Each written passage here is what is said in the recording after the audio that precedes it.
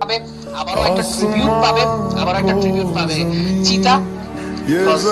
দেখেছি আমরা 2025 road to গ্লোরিতে দেখেছি how to come back in last match, in last zone, এবং সেই কামব্যাক সবাইকে দেখিয়ে দিয়েছিল।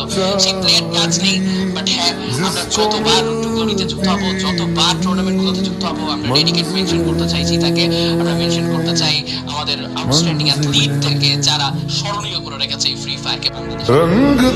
পাটাই দিবে স্পেশালে আজকের হাইলাইটেড থাকবে জেবি চিতা। চলো দেখি ভিডিওটা কেমন হয়েছে। আমি আপনাকে নাইটমেয়ার চিতার কথা মানে আমি অ্যাকচুয়ালি বলতে চাচ্ছিলাম যে দিস প্লেয়ার জেবি চিতা ইজ অ্যাকচুয়ালি এ নাইটমেয়ার, এবং আমি ওরে নাইটমেয়ার বলি তার মেইন রিজন হচ্ছে বাংলাদেশে যদি আপনি টপ 3টা রাশার নাম্বার 1-এ ওই থাকবে, মানে ডাজেন্ট ম্যাটার যে আপনি ডাবল ভেক্টর নিয়ে করেন, শর্টগান নিয়ে করেন, মানে রাশিং এ ভাই ওর